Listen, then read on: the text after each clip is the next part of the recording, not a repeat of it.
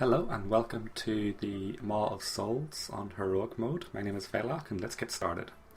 Now the first thing I want to say is please don't be like this tank here where he was pulling several groups at once, and you can see on the trash here that it's actually really almost killing the entire group here. So what I wanted to say right off the top is, make sure you're only pulling one group at a time, and if and only if your group can take it, then you can pull more. Otherwise just continue as normal. Now, your journey to the Frosh Boss is quite a short one. You just have to pull 2 or 3 packs of trash here, and they do hit quite hard. There's some casters in there and there's some melee ones, so you will need to use any AoE stuns to help out the healer and generally make the whole experience smoother. Now, once you've killed the trash, like I said, there are only 2 or 3 trash packs on the Frosh Boss. The first boss is Yemerun, the Fallen King. You might remember him from Utgard Pinnacle. He has none of the abilities really from his previous encounter. They're all new, and one of the first ones is Dark Slash. Now this does a large amount of damage to the tank. You see it hit the paladin there for about 40% of his health, so tanks try and use active mitigation to mitigate the damage. Next the boss will do Screams of the Dead, which is that purple circle around him. It does damage to anybody in that circle and also fears them for a few seconds, so melee, just try and move out of that, and it also helps to be at the max hitbox range, so make it easier to move. He'll also do Winds of the North Rend, and that knocks everyone back and deals damage, so just regroup for healing. And finally he will cast Bane, which is these purple essences moving around the area. If you touch them you will take a lot of damage on your single against you, and you will do some small damage to the group. After about 14 seconds all of these Banes will be converted into adds, so you can pop a few early if you want to just reduce the number of adds. We didn't feel the need to. The adds don't have much health, so you can just group them up, put down some AoE stuns and then AoE them down, and it happens pretty smoothly. The tank in this situation put Blessing of Protection on me, so I was pretty safe the entire time. Other than that, it's a pretty simple move out of fear, then move out to avoid the fear, and then move back in after the knockback for healing and avoid the Banes most of the time. So, and tanks use active mitigation for the Dark Slash. Now that's pretty much it for the first boss, and now you just have to go up here and click the horn. That will trigger a cinematic. Now in this video I will be skipping the cinematic for a couple of reasons. Number one, this is a pug, so you don't know if the tank has skipped ahead and pulled ahead, and number two, I don't want to spoil it for Legion. So after the cinematic you find yourself inside the Ship of the Damned, the Naglfar I think it's pronounced, and basically you're inside a ship going to hell. You'll find some trash here, and they do some AoE. It's pretty easily healed up though, so just avoid pulling too much if you're a tank because they do hurt quite a lot. Next you'll find some hounds here. Now this tank actually pulled hounds. He pulled a mariner and he pulled a mini boss called the Grime Walker. Now the mariner will do this channeled AoE, which does quite a lot of damage, and the Grime Walker will do like a frontal cone breath, and he will also put down some poison on the floor, which you can kind of see there on the side and underneath him. So basically I don't recommend this normally because it's quite a lot of damage. As you can see, I had to pop some major cooldowns to keep the group alive. I had to use my Spirit Link Totem, my Healing Tide Totem, and just pretty much all of my mana into Healing Rain and Chain Heal spamming to keep the group alive. So once again, in a pug group as a tank I generally wouldn't do that because it can so easily mean a wipe. So do keep that in mind when you're pulling here, because there is high AoE damage throughout this entire dungeon in fact. Moving on here, you just have a couple of more trash packs. You have another mariner. This one's okay because the other trash packs doesn't really do a whole lot, so it's much more manageable just to heal up the AoE damage, but still it can be quite challenging. So again, any AoE stuns, CCs, interrupts, anything you can do to help out the healer is always appreciated. As always, that's pretty much the case for any heroic dungeon really in Legion as I've come across. Now next you will see some champions. They hit quite hard on the tank. They'll get an attack speed buff, so the tank damage can be quite high, so active mitigation does help. And they will also do some AoE fears, but you can interrupt it, so try and do that if possible. I'm not sure if they can be stunned. I think they might be immune to stun, so if that is the case, then just try and use interrupts only.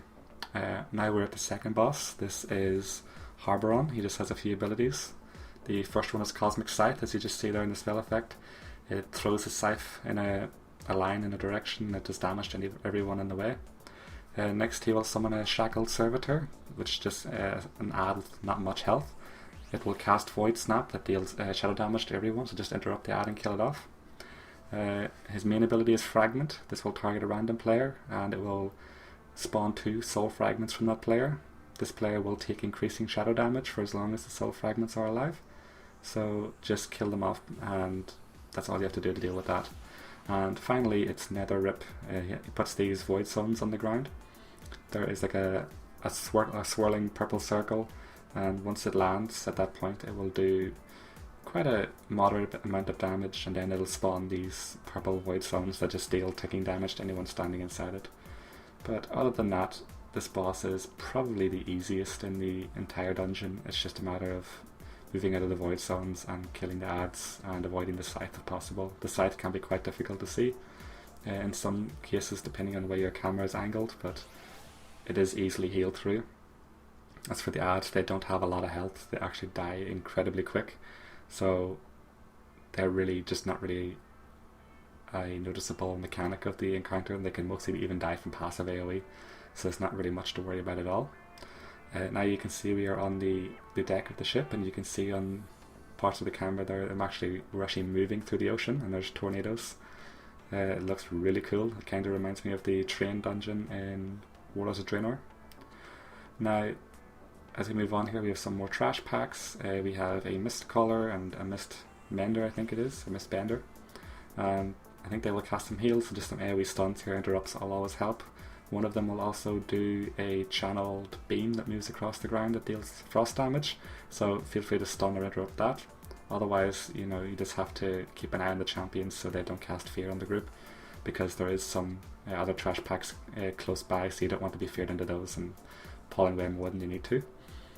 As you move on here, we just have one last trash pull here, and the tank decides to take it with him, and he also pulls a mini boss. Again, I don't recommend pulling the trash and the mini boss together, because you'll see on the health bars here it does quite a lot of damage. This mini boss, he will summon some ads, and he will also do an AoE shout, which increases the damage everybody takes. It is dispellable, but it's not really viable to dispel because you have a cooldown on your dispel. So just focus on the mini boss and interrupt him. You can interrupt the damage taken debuff, so please do that to help out your healer.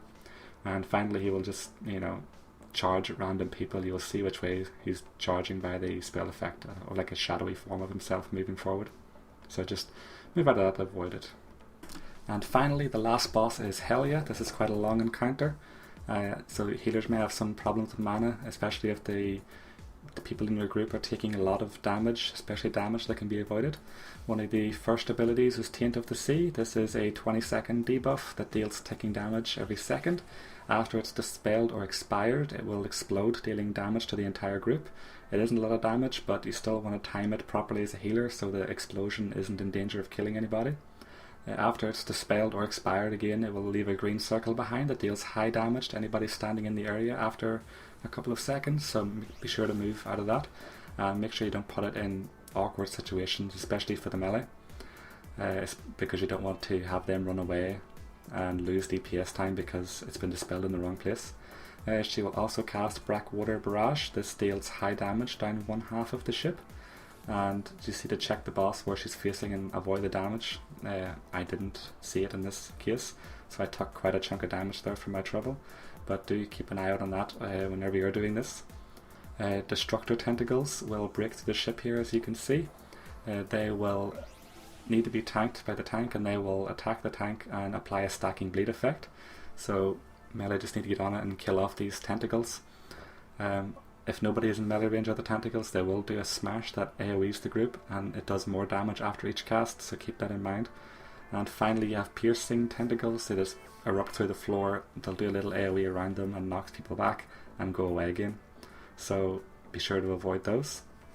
During the intermission, the boss will submerge for quite a few seconds, not long really. During this time you will have some swirling circles on the floor, so just watch out for those. And after the boss resubmerges and breaks off half the ship, you are in stage 2. In this phase, one of the main abilities is Corrupted Bellow. As you just seen there, the boss will target a third of the ship, either left, middle, or right, and this will deal a channeled AoE during that area over 3 seconds. It deals a lot of damage, so do avoid it. otherwise you'll just be unnecessarily straining your healer. Other than that, she will cast an ability called Torrent that deals high AoE damage to everybody in the group. So interrupters, make sure you interrupt this ability and your healer will love you for it. Other than that, the boss will continue to apply the Taint of the Sea debuff, so again, healers, watch out when you're dispelling it, for two reasons. Number one, because of the AoE explosion, and number two is because of where you leave the green circle. One thing I do want to note here, once the tentacles come through the ship throughout the fight, the holes where they came through will stay on the ship for the entire fight, so if you fall into those, you'll be thrown out and stunned, as you've seen here. And that is not a good thing to do, especially if you're healing, so do try and avoid those. They can be quite difficult to see, especially with spell effects, so just keep an eye out on them. It does help to tilt your camera upwards. Also during this phase you will see these blue circles in the ground. These are just turbulent waters, so just move out of those. And one final note is just that the tank needs to stay in melee range of the boss the entire time, or else she will deal increasing AoE damage to the group. As you can see there, the group here I'm with, some of them stood in the Corrupting Bellows. I'm doing a terrible job here of avoiding the holes in the ship, but if you're ever doing this again, just a lot of the damage here is avoidable and you really need to avoid it, otherwise your healer will struggle so much. I've had to pop some pretty strong cooldowns here. I popped all of my cooldowns throughout this fight, in fact, so it is a really rough one for the healers, especially if people are standing in things they shouldn't be standing in. But other than that, that's the Maw of Souls, so it's a pretty great dungeon. It's definitely one of my favourites, especially because of the spell effects and the environment. So I hope this guide helped, and feel free to subscribe for more videos in the future. Thanks for watching.